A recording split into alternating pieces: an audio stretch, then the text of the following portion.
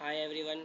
तो हमने क्या किया, हमने पूरे अभी जस्ट सारे वीडियोस में हमने पूरा चैप्टर जो है क्लास 10th का इलेक्ट्रिक करंट जो इलेक्ट्रिसिटी बोलो, जो चैप्टर 12 है आपका, हमने कवर कर लिया था। चैप्टर 12 इलेक्ट्रिसिटी, है ना।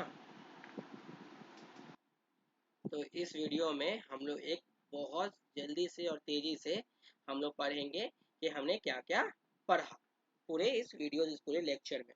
तो थोड़ा जल्दी जल्दी पढ़ते हैं। पहले हमने बताया कि इलेक्ट्रिसिटी में आपको जो ज़्यादा टर्मिनोलॉजी जो यूज़ होगा वो किसका होगा, जो चार्ज होगा। जो चार्ज का जो सिंबल होता है, जैसे हम लोग क्यू से रिप्रेजेंट करते हैं, तो आप चाहे आप बड़े क्यू से रिप्रेजेंट कर लो, चाहे आप छोटे क्यू से रिप्रेजेंट कर लो, कोई बड़ा डिफरेंस नहीं है ना। फिर मैंने बोला कि क्यू को कैसे मतलब कैसे काउंट करेंगे, it will depend upon number of electrons. ठीक है। फिर उसके बाद हमने जाना क्या कि भाई अब आपका जो चार्ज होगा वो कितने समय में किसी सर्किट में कितना फ्लो करेगा, उसे हम लोग क्या कहेंगे, करंट बोलेंगे, मतलब rate of flow of charge. जहां मैंने बोला क्या कि जब भी रेट का मतलब हो, जब भी फिजिक्स में जब भी आप रेट दिख जाए, मतलब क्या है, वो है विथ रिस्पेक्ट टू टाइम का मतलब है। मतलब आई क्वेश्चन क्या हो गया, क्यू अपॉन टी हो गया। फिर मैंने से बाद हम लोगों ने कवर किया क्या कि भाई इलेक्ट्रिक पोटेंशियल और पोटेंशियल डिफरेंस क्या होता है। तो मैंने बताया कि किसी चार्ज को, है ना, एक अनंत से किसी एक गिवन पॉइंट पे लाने के लिए जो आपको काम करना पड़ा, उसे हम लोग क्या बोलते हैं, तो पोटेंशियल, इलेक्ट्रिक पोटेंशियल बोलते हैं। Means amount of work done to bring a unit positive charge from infinity to a given point. तो जहाँ पे हमने पढ़ा कि V equals to W by Q होता है, ये इलेक्ट्रिक पोटेंशियल हो गया। फिर मैंने बोला कि पोटेंशियल डिफरेंस में क्या होगा, तो हमने पढ़ा V इक्वल्स टू IR होगा, है ना।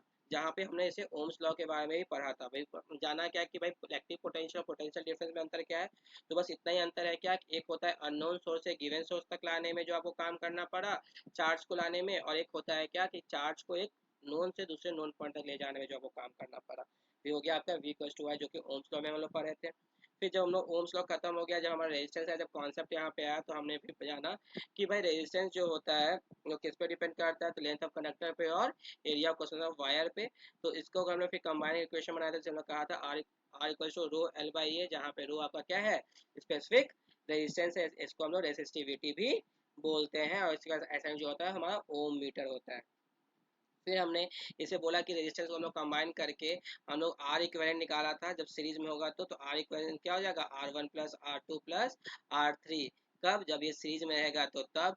और जब अगर ये पैरेलल कनेक्शन अगर हो गया हमारा, तो हम बोलेंगे क्या कि ये क्या बन जाएगा, 1/R equivalent is equal to 1/R1 plus 1/R2 plus 1/R3 plus so on, है ना।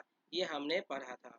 फिर हमने ये जाना कि चलो हम लोगों ने रेजिस्टेंस का कंबाइन कर लिया, सारा चीज़ कर लिया, ठीक है। तो हमने फिर पढ़ा क्या कि भाई जो हीटिंग इफेक्ट के बारे में जाना कि हीटिंग इफेक्ट क्या होता है। तो जहाँ पे हमने फॉर्मूला भी डिराइव करके दिखाया कि एच इक्वल्स टू क्या होता है, आई स्क्वायर आर टी होता है।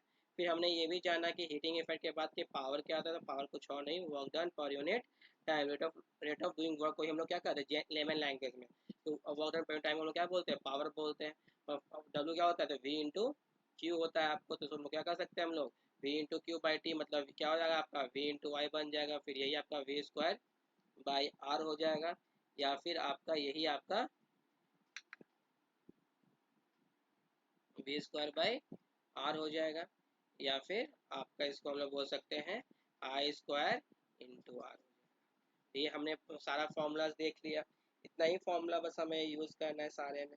अब बात करोगे एग्जाम में, बोर्ड में, कि क्या क्या सबका सिंबल जितने भी है, करंट का SI यूनिट एम्पियर हो गया, चार्ज का कूलम हो गया, रेजिस्टेंस का ओम हो गया, है ना, इसे याद रख लेना है।